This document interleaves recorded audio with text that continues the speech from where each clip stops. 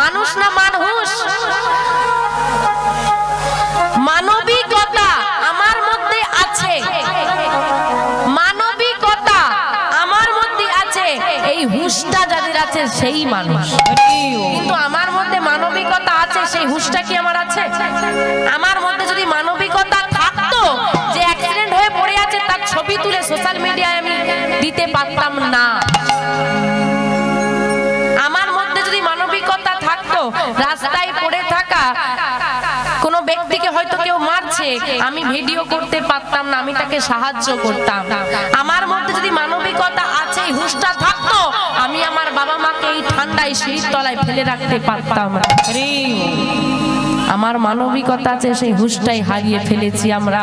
আজকে হুঁশের ভিড়ে মানুষ পাওয়া বড় মুশকিল। তাই শুধু জানলে হবে না, মানুষ। আমা ভগবান গরু চড়িয়ে শিক্ষা দিল কর্মের কোনো ছোট বড় হয় না। আমি ভগবান হয়ে যদি গরু চড়াতে পারি, আর গরু চড়ানো ব্যক্তিকে যদি তোমরা ভগবান মানতে পারো, তাহলে তুমি যদি চাকরি করো, তুমি কেন একজন চাষিকে মানুষ মানতে পারো না? পরিচয় তোমার তাতে নয় তুমি কত বড় চাকরি করো, পরিচয় তোমার তাতে তোমার মনটা কত বড়, তুমি কত টাকার, কত বড় অঙ্কের টাকার মাইনে পাও, এটা তোমার পরিচয় নয়। তোমার মনটা কত বড়, সেটাই তোমার আসল পরিচয়। জন্ম হোক যথা তথা, কর্ম করো ভালো। কারণ মুচি হয়ে শুচি হয়ে যদি কৃষ্ণ ভজে, যদি কৃষ্ণ ভজে, শুচি হয়েও মুচি হয় যদি কৃষ্ণ ত্যাজে, যদি কৃষ্ণ, যদি কৃষ্ণ, যদি কৃষ্ণ ত্যাজে। আমি বর্ণশ্রেষ্ঠ ব্রাহ্মণ, আমার এই অহংকার, আমি বৈষ্ণব, আমি ব্রাহ্মণ, তোমার এই অহংকার, অহংকার করো না। তুমি বর্ণশ্রেষ্ঠ ব্রাহ্মণ বলে জন্ম নিয়েও যদি আচার আচরণ না করো, তুমি শূদ্রের থেকেও নিচে। আর মুচিকুলি জন্ম নিয়েও যদি তুমি কৃষ্ণ ভজন সাধন করতে পারো, তোমাকে আমি প্রণাম করব। আমি তোমার কর্ম দেখেছি, তোমার জাত দেখিনি, ধর্ম দেখিনি।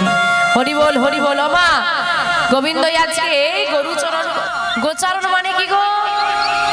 গরু চড়ানো। তাহলে ভগবান কি কাজ করে? কি করে? এত বড় অপমান, যার নাম শুনতে এসেছো তাকে অপমান করছো। ভগবান গরু চড়ায়? ভগবানের গাবি হলাম আমরা, এই সংসার মাঠে আমাদেরকে চড়াচ্ছে। ভগবান গরু চড়াই, আমরা কি করি? এখানে মায়েদের কার কার বাড়িতে গাভী আছে একটু হাত তোলেন দেখি। বাড়িতে যাদের গরু আছে একটু হাত তোলো। এই কজন? বাকি কারো বাড়িতে গরু নেই? ছিল ছিল ছিল, হ্যাঁ, সব বিক্রি করে দিয়েছে। বিক্রি করে দিয়েছে? হ্যাঁ। তুমি জানলে কি করে? আরে জ্বালায় জ্বালায় জ্বালায়। বাবা, আমার গরুর কিসের জ্বালা গো? কোথাও ঘুরতে যেতে পারা যাবে না, তার সেবা করতে হবে, তাই তো? কোথাও যাওয়া চলবে না, মেয়ের বাড়িতে 10 দিন গিয়ে থাকবো, ওটি হবে না, এখানে সেবা করতে হবে। তো তুমি কি ভাবছো আমি তোমার ঘরের গরুর কথা বলছি? খেয়ে দে কাজ নেই আমার। আমার যাদের গরু নেই বললে, যারা হাত তোলনি, তাদের বাড়ি থেকে যদি আমি গাভী বার করে দিতে পারি, আমাকে কি দেবে? যারা হাত তোলনি মানে ঘরে গরু যাদের নেই, তাদের বাড়ি থেকে যদি আমি গরু বের করে দিতে পারি, আমাকে কি দেবে? আছে? বলে এই রে, ঘরে আবার কোথায় গরু ছিল আমাদের? আমার ইট পাথরে তৈরি বাড়িতে নয়, এই দেহ বাড়িতে 6টা গাভী আছে। একটা দুটো নয়, কটা? 6টা। কাম, ক্রোধ, লোভ, মদ, মোহ, মাৎসর্য, এই 6 গাভীর সংসার এই দেহ। এবার ওই যে বললাম 10 দিন মেয়ের বাড়ি যাওয়া যাবে না, গাভীর সেবা করতে হবে। যতদিন এই ছয় গাভী তোমার মধ্যে আছে, ততদিন তুমি গোবিন্দ সেবা করতে পারবে না, কারণ ওই গাভীর সেবা করতে হয়। দেখবেন বাবা, এ জগতে যদি কেউ মেনে নিতে পারে, স্বীকার করে নিতে পারে, সেই সুখী, বাকি আর কেউ সুখী হতে পারবে না। যার মধ্যে আরো চাই ভাবটা আছে, সে কোনোদিন সুখী হতে পারবে না। আজকে মনে হচ্ছে বাহ, ওর বাড়িটা খুব সুন্দর লাগছে, ওর মতো একটা বাড়ি পেয়ে গেলে আমার আর কিচ্ছু লাগবে না, শুধু ওই রকম একটা বাড়ি হলেই হলো। কেরম মনে হয়, বাড়িটা যেই না হয়ে যাবে, এবার মনে হবে একটা গাড়ি থাকলে ভালো হতো, আমার গাড়ি হয়ে গেলে আর কিচ্ছু চাই না। গাড়ি হয়ে গেল, এবার মনে হবে বাড়িটা আরো দোতলা বাড়লে ভালো হতো। তুমি যেমন আছো ওইটাকে যদি মেনে নিতে না পারো, তুমি কোনোদিন সুখী হতে পারবে না, তোমাকে সুখে থাকতে দেবে না কে? তোমার ওই কামনা বাসনা। যতদিন না কামনা বাসনা রূপ গাভীগুলোকে আমি দূর করতে পারবো, ততদিন আমার গোবিন্দ সেবা হবে না। গোবিন্দের দিকে মন দেব কি করে, গোবিন্দের চরণে আসবো কি করে? এদিকে তো সংসারে মন পড়ে আছে। মায়ের 7 ছেলে, মায়ের 7 ছেলে, এবং মাকে তো আর ছেলে ধরে নিয়ে বসে থাকলে হবে না, কাজ করতে হবে। তাই মা কি করেছে, মেলার থেকে বিভিন্ন রকমের খেলনা কিনে এনেছে।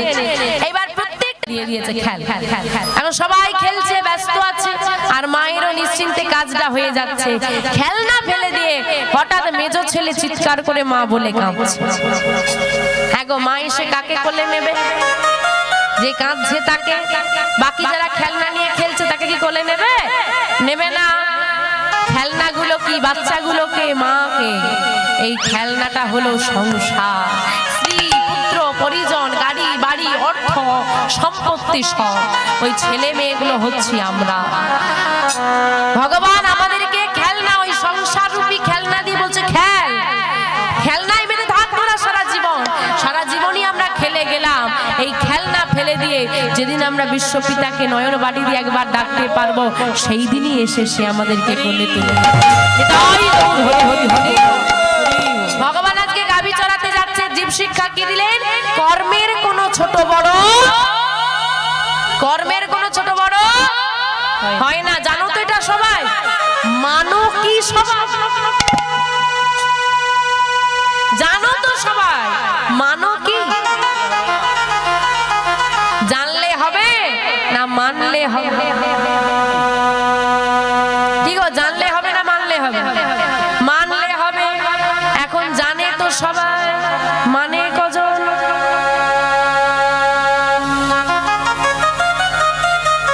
আমা, বাঘ কি প্রাণী?